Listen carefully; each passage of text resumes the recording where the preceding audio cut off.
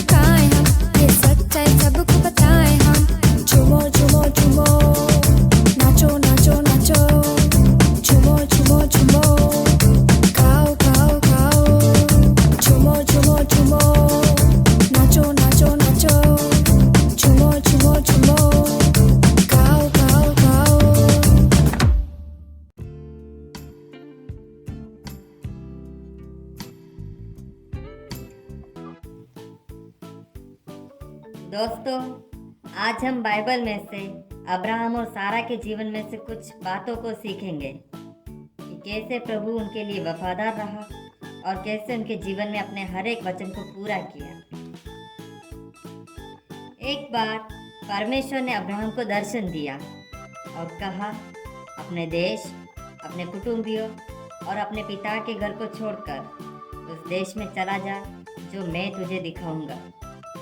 मैं तुझसे एक बड़ी जाति बनाऊंगा, तुझे आशीष दूंगा, तेरा नाम महान करूंगा और तू आशीष का मूल होगा। परमेश्वर यहोवा के कहे हुए वचन के अनुसार अब्राहम आज्ञा मानकर अपनी पत्नी सारा और भतीजे लूत को लेकर घर से निकल पड़ा और कनान देश में पहुंचता है। एक बार अब्राहम कड़ी धूप के समय तंबू के द्वार पर बैठा हुआ था। तब यहोवा ने उसे दर्शन दिया। उसने आंख उठाकर दृष्टि की तो देखा कि 3 पुरुष उसके सामने खड़े हैं। तो वह उनसे भेंट करने के लिए तंबू के द्वार से दौड़ा और भूमि पर गिरकर दंडवत कर कहने लगा, हे प्रभु, यदि मुझ पर तेरे अनुग्रह की दृष्टि है तो मैं विनती करता हूँ कि अपने दास के पास से चले न जाना। मैं थोड़ा सा जल लाता हूँ जिससे आप अपने पांव धोकर इस वृक्ष के नीचे विश्राम करें। फिर मैं कुछ रोटी लेकर आता हूँ जिससे आप खाएं और तृप्त हों, और उसके पश्चात आप यहाँ से आगे बढ़े। वे अब्राहम की बात मानकर वहीं रुक गए। जब अब्राहम ने उन्हें खाना खिला दिया तो उन्होंने अब्राहम से पूछा, तेरी पत्नी सारा कहाँ है? अब्राहम ने उत्तर दिया, वो तंबू में है। परमेश्वर ने अब्राहम से कहा, मैं वसंत ऋतु में निश्चय तेरे पास फिर आऊंगा और तेरे एक पुत्र उत्पन्न होगा। अब्राहम की पत्नी सारा यह सुनकर हंसने लगी और कहने लगी कि मैं बूढ़ी हूँ और मेरा पति भी बूढ़ा है, तो इस उम्र में क्या उसे यह सुख प्राप्त होगा? तब परमेश्वर ने कहा, क्या यहोवा के लिए कोई काम कठिन है? मैं नियत समय पर आऊँगा और तेरे एक पुत्र उत्पन्न होगा। अपने कहे हुए वचन के अनुसार परमेश्वर ने अब्राहम के साथ अपनी प्रतिज्ञा पूरी की और ठहराए हुए समय पर अब्राहम के एक पुत्र उत्पन्न हुआ जिसका नाम इसहाक रखा गया। तो बच्चों, इस कहानी से हमने सीखा है, प्रभु जो कहता है वो पूरा करता है। जैसे प्रभु अब्राहम के लिए वफादार रहा है, वैसे ही प्रभु हमारे लिए भी हर दिन हमेशा वफादार रहता है।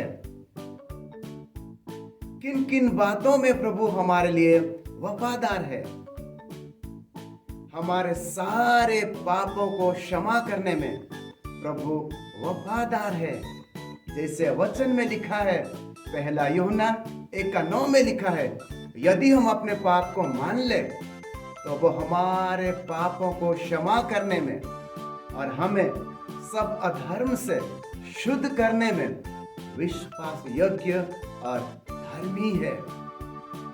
हर दिन हम कुछ ना कुछ गलत कर लेते हैं, लेकिन हमारा प्रभु प्रेमी परमेश्वर है, वो हमें माफ करता है। वो हमारा वफादार परमेश्वर है। हमारी सारी जरूरतों को पूरा करने में प्रभु वफादार है। जैसे वचन में लिखा है, फिलिपियों 4:19 में लिखा है, और मेरा परमेश्वर भी अपने उस धन के अनुसार जो महिमा सहित मसीह यीशु में है, तुम्हारी हर एक घटी को पूरी करेगा। हर दिन प्रभु हमारी जरूरतों को पूरा करता है। समय पर प्रभु हमारे लिए प्रबंध करता है, क्योंकि वो वफादार है। प्रभु हमेशा हमारे साथ में रहने में वफादार है। जैसे प्रभु ने वादा किया है, मैं तुम्हें नहीं छोड़ूंगा, मैं तुम्हें नहीं त्यागूंगा, युग के अंत तक मैं तुम्हारे साथ रहूंगा। और हमारा प्रभु इमानुएल है, हमारे साथ में रहने वाला परमेश्वर है। हर दिन हर समय हमेशा प्रभु हमारे साथ साथ रहता है, क्योंकि वह वफादार परमेश्वर है। प्रभु हमारे प्रार्थना का जवाब देने में वफादार है।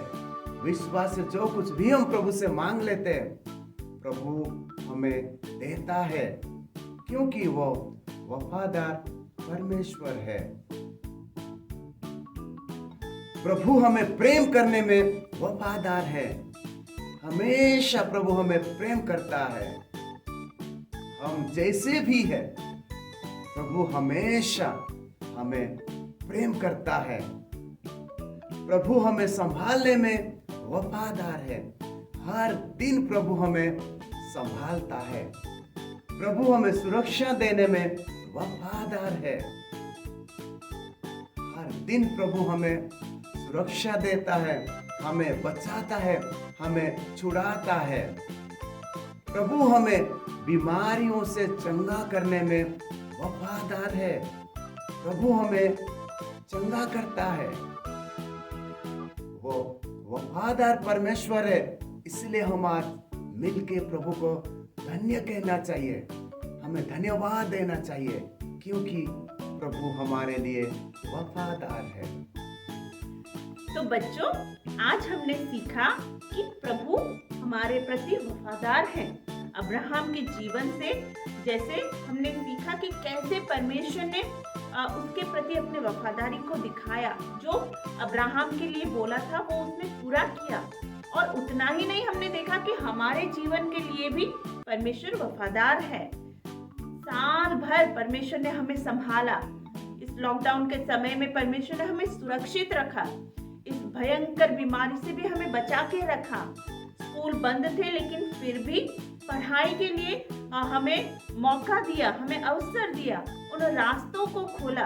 प्रभु की संगति में बने रहने के लिए भी परमेश्वर ने हमारे लिए रास्ते खोले, हमारे लिए वफादार रहा और सचमुच में प्रभु की संगति में बने रहने का एक अनुग्रह हमारे जीवन में दिया। हमने पिछले दिनों में कई लोगों के लिए प्रार्थना किया और परमेश्वर ने उसका उत्तर देकर अपनी वफादारी को दिखाया। तो क्या ये नहीं बनता है कि हम उस परमेश्वर के कार्यों के लिए, उस वफादारी के लिए जो उसने हमारे प्रति प्रेम दिखाया, उसके लिए हमें धन्यवादी होना है? बिल्कुल होना है। अगर हमें कोई एक गिफ्ट देता है तो हम उसे धन्यवाद देते हैं, है ना बच्चों? तो परमेश्वर ने भी हमारे जीवन के लिए हर पल में, हर दिन में हमारे लिए अद्भुत कार्य प्रभु करता है, हमारे लिए वफादार है। और इसीलिए हमें भी उससे सीखना है और हमें भी उसके प्रति धन्यवादी होना है, क्योंकि प्रभु को ये अच्छा लगता है, प्रभु को ये भाता है। तो बच्चों, आइए बाइबल की कुछ आयतों को पढ़ के हम परमेश्वर को धन्यवाद दें। भजन संहिता 103 का 1 से लेकर 5 तक। हे मेरे मन, यहोवा को धन्य कह और जो कुछ मुझ में है वह उसके पवित्र नाम को धन्य कहे। हे मेरे मन, यहोवा को धन्य कह और उसके किसी उपकार को न भूलना। वही तो तेरे सब अधर्म को क्षमा करता और तेरे सब रोगों को चंगा करता है। वही तो तेरे प्राण को नष्ट होने से बचा लेता है और तेरे सिर पर करुणा और दया का मुकुट बांधता है। वही तो तेरी लालसा को उत्तम पदार्थों से तृप्त करता है, जिससे तेरी जवानी उकाब के समान नहीं हो जाती है। भजन संहिता 136 का 1, 2, 3 और 4। यहोवा का धन्यवाद करो क्योंकि वह भला है और उसकी करुणा सदा की है। जो ईश्वरों का परमेश्वर है उसका धन्यवाद करो, उसकी करुणा सदा की है। जो प्रभुओं का प्रभु है उसका धन्यवाद करो, उसकी करुणा सदा की है। उसको छोड़कर कोई बड़े बड़े आश्चर्य काम नहीं करता, उसकी करुणा सदा की है। तो आइए हम सब मिलकर इस आयत को याद करें। पहला थिस्सलुनीकियों 5 अध्याय 16, 17 और 18। इसमें यह लिखा है कि सदा आनंदित रहो, निरंतर प्रार्थना में लगे रहो, हर बात में धन्यवाद करो क्योंकि तुम्हारे लिए मसीह यीशु में परमेश्वर की यही इच्छा है। क्या आप सब मेरे साथ एक और बार बोलेंगे? पहला थिस्सलुनीकियों 5 अध्याय 16, 17 और 18। इसमें यह लिखा है कि सदा आनंदित रहो, निरंतर प्रार्थना में लगे रहो, हर बात में धन्यवाद करो क्योंकि तुम्हारे लिए मसीह यीशु में परमेश्वर की यही इच्छा है। तो बच्चों, आज हमने सीखा कि प्रभु हमारे लिए वफादार है और इसीलिए हमें परमेश्वर को धन्यवाद देना है। तो क्या बच्चों, आप मुझे बताएंगे कि आप किन किन विषयों के लिए प्रभु को धन्यवाद देंगे? मेरे पास एक लिस्ट है प्रभु को धन्यवाद देने के लिए। प्रभु ने हमें जीवित रखा और पूरे साल संभाल के रखा, इसके लिए मैं प्रभु को धन्यवाद देता हूँ। हमारी स्कूल की पढ़ाई चलती रही और नहीं रुकी, इसके लिए मैं प्रभु को धन्यवाद देता हूँ। हमें हर दिन का भोजन और अन्य आवश्यक चीज़ें मिले, इसके लिए मैं प्रभु को धन्यवाद देता हूँ। हमारे माता पिता को संभाला, इसके लिए मैं प्रभु को धन्यवाद देता हूँ। हमें ऑनलाइन संडे स्कूल चलती रही और नहीं रुकी, इसके लिए भी मैं प्रभु को धन्यवाद देता हूँ। लॉकडाउन के बावजूद भी हमें प्रभु का वचन सुनने को मिला, इसके लिए मैं प्रभु को धन्यवाद देता हूँ। मैं प्रभु का धन्यवाद करता हूँ उसके प्रेम के लिए, अनुग्रह के लिए, भलाई के लिए और दया के लिए। मैं प्रभु का धन्यवाद देता हूँ। प्रभु ने मुझे साल भर संभाला और मेरी सारी जरूरतों को पूरा किया और मैंने जो भी प्रार्थना की उसको प्रभु ने सुना। तो बच्चों, आज हमने सीखा कि प्रभु हमारे प्रति वफादार है और हमें इसीलिए परमेश्वर को धन्यवाद देना है। कितना सुंदर विषय परमेश्वर के वचनों के द्वारा आज हमने सीखा है। तो आप हमेशा बच्चों ये याद रखें कि हमें हमेशा धन्यवाद देते रहना है छोटी छोटी बातों के लिए। और एक बात हमेशा याद रखें कि आप जब सोने जाएं उससे पहले दिन भर में जो कुछ भी हुआ ऐसी कोई 5 बातों के लिए आप हमेशा प्रभु को धन्यवाद दें और फिर सोए। तो आइए हम प्रार्थना करें। प्यारे प्रभु, हम आपका धन्यवाद देते हैं प्रभु जी, इस सुंदर विषय को सीखने का अवसर प्रभु आपने हमें दिया। हमेशा प्रभु हम आपके प्रति धन्यवादी बने रहे, इसके लिए प्रभु आप हम पर दया कीजिए। आदर, महिमा, मान और गौरव प्रभु हम आपको देते हैं, मांगते प्रभु यीशु के पवित्र और सामर्थी नाम से स्वर्गीय पिता, आमीन।